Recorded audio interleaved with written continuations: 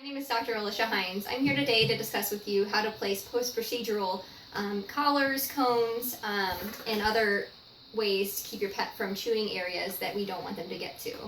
A lot of times, these are the most common type of cone that we use.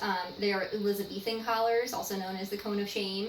But these are really important for your pet. A lot of times after they have surgery, or if they have a hot spot or something else that we need them to stay away from so they don't lick and chew and otherwise traumatize that area, it's important for us to keep these in place for the entire period that's recommended by your veterinarian.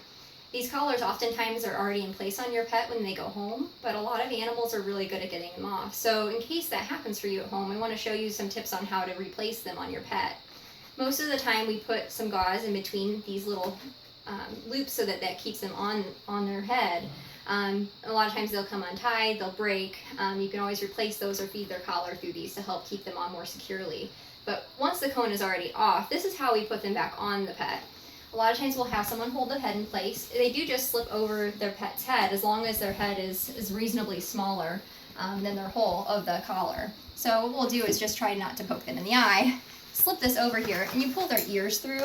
The cone should place pretty firmly. Most dogs and cats can drink and eat with the cone on. These cones are really nice for things where we want to keep them away from their ears. If they have an incision or a spot, on the back part of their body, a lot of animals are very good at getting around other types of cones. So this is typically how we put that one on. And if you need to take it off, if they got it dirty, they have mud in between the areas here, you can just untie whatever tie gauze you have and just slip it back over their head.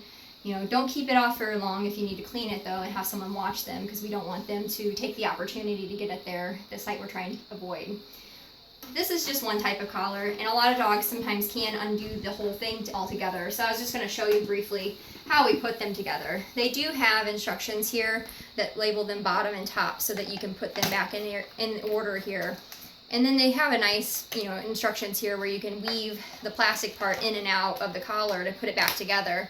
And it oftentimes takes a couple tries and takes a little bit of time to get together. But as you weave that in and out, it becomes secure so that it'll stay together for you. These are the loops that go in and then out, these holes to kind of keep them secure, so you can put gauze or their collar through that to keep it on. Like I said, there are a lot of other types of collars. These are kind of clear plastic. They're easily cleaned. There are cloth versions of this. Sometimes they do fold over, so some animals can get past them. You have to use what's best for your pet. And if you have questions about that, please call us and talk to us about that. What also we'll use sometimes are these collars called bite knot collars. This is one that is actually kind of like a neck brace for them, so that they just can't turn their neck and get to the other areas. It's kind of nice for dogs that really get nervous and anxious about having their peripheral vision taken away from them with those other cones. So it has a Velcro that just kind of, you can fasten it to the appropriate size for their neck girth. And we can roll it around here, and it has another Velcro strap that will even more securely keep it in place. So once we have that in place, the last thing we want to do is, because they can get their feet under there and sometimes slip it off, it has another strap that goes around their thorax and their chest here to keep it further in place. So this kind of collar is very nice for things that, like their back legs, those types of areas, because once we have that in place, we can see that a lot of times dogs can actually come over here, but whenever she tries to turn her neck, she really can't go beyond just right in front of her.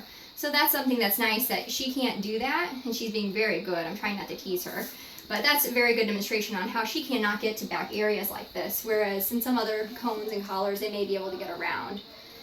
What I would like you to do is just talk with your veterinarian about the type of cone that is best for them, for your pet, and so that way we can best get them on the road to recovery. Thank you.